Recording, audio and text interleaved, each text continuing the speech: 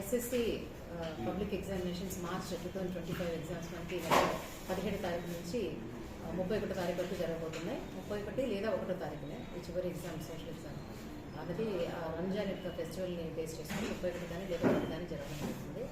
So మన గుంటూరు జిల్లాకి వచ్చేసరికి రెగ్యులర్ విద్యార్థులు 29,449 మంది విద్యార్థులు, అలాగే 961 మంది వన్స్ ఫెయిల్డ్ విద్యార్థులు, గతంలో ఫెయిల్ అయిన అభ్యర్థులు, మొత్తం 30,410 మంది విద్యార్థులు మనకి ఎస్ఎస్సి ఎగ్జామినేషన్స్లో రాయబోతున్నారు. అలాగే 150 పరీక్షా కేంద్రాలను మనం ఏర్పాటు చేయడం జరిగింది. గుంటూరు డివిజన్లో 96 కేంద్రాలు, అలాగే తెనాలి డివిజన్లో 54 కేంద్రాలు, మొత్తం 150 కేంద్రాలు జరగబోతుంది.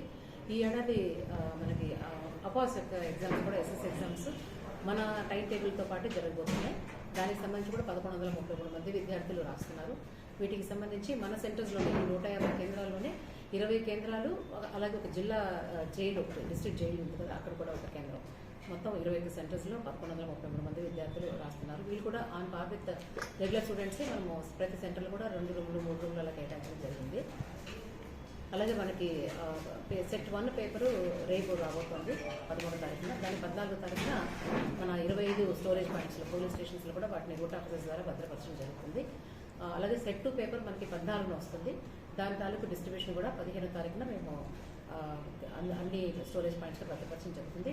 యూజువల్గా సెట్ 1 పేపర్నే మనం ఉపయోగిస్తాము. సెట్ 2 అనేది ఇన్ కేస్ ఆఫ్ ఎమర్జెన్సీ వైద్యకారుల ఆదేశాలతో మాత్రమే దాన్ని ఓపెన్ చేసే పరిస్థితి వచ్చినప్పుడు మాత్రమే దాన్ని చేయడం జరుగుతుంది. సో దీనికి సంబంధించిన ఎగ్జామినేషన్ సెంటర్స్లో 150 కేంద్రాలకు సంబంధించి చీఫ్ సూపరింటెండెంట్స్, డిపార్ట్మెంటల్ ఆఫీసర్స్ నియామకాలు, ఆల్రెడీ వాళ్ళకి ఓరియంటేషన్ మీటింగ్లు, కలెక్టర్ గారి వారి ఆధ్వర్యమైన ఒక కోఆర్డినేషన్ మీటింగ్ అవన్నీ కూడా పూర్తి చేయడం జరిగింది. ఈ అపాస్ సెంటర్లు కూడా మనకి ఉన్న 21 కేంద్రాల్లో వాళ్ళకి అదనంగా చీఫ్ సూపరింటెండెంట్, డిపార్ట్మెంటల్ ఆఫీసర్లను కూడా నియామకం చేయడం జరిగింది. దీంతో పాటు ఇంకా సి సెంటర్ కస్టోడియన్స్, మనకి స్టోరేజ్ పాయింట్స్లో కస్టోడియన్స్ వాటిని కూడా నియామకం చేస్తున్నాము. ఇది కాకుండా దాదాపు 1700 పైచిలకు టీచర్స్ని మనము ఇన్విజిలేటర్స్గా కూడా నియామకం చేపట్టి ఉన్నాము. సో ఎగ్జామ్స్ అంతా కూడా పకడ్బందీగా జరగడానికి అన్ని చర్యలు తీసుకుంటున్నాము. కలెక్టర్ గారి ఆధ్వర్యాన్ని కూడా అన్ని డిపార్ట్మెంట్స్కి కూడా కోఆర్డినేషన్ మీటింగ్ అనేది జరిగింది. వాళ్ళందరికీ కూడా మేడం ఆదేశాలు ఇచ్చినారు. దీన్ని పూర్తిగా పకడ్బందీగా ఎటువంటి అవతవకలు చోటు చేసుకోకుండా చేయడానికి కూడా మేము ఏర్పాట్లు చేశాము. అలాగే సమస్యాత్మకంగా ఐడెంటిఫై చేసిన ఒక 6 కేంద్రాల్లో సీసీ కెమెరాలు కూడా ఇన్స్టాల్ చేయబోతున్నాము.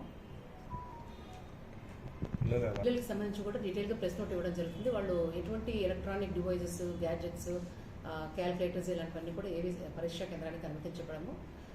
అలాగే పిల్లల్ని కూడా 1 గంట ముందే, మేము మొదటి ఎగ్జామ్ రోజు కూడా 1 గంట ముందే వాళ్ళు అలౌ చేయడం జరుగుతుంది. వాళ్ళు ఎటువంటి ఒత్తిడికి లోను కాకుండా వాళ్ళు మంచి ఆహ్లాదకరమైన వాతావరణంలో పరీక్షలు చేసేలాగా అన్ని చర్యలు తీసుకుంటున్నాము. అలాగే చీఫ్ సూపరింటెండెంట్స్, డిపార్ట్మెంట్ క్లాసెస్లో కూడా పిల్లలకి ఎటువంటి అసౌకర్యం కలగకుండా అన్ని ఏర్పాట్లు చేయమని కూడా అన్ని కేంద్రాల్లో కూడా మేము ఆదేశాలు జారీ చేయడం జరిగింది.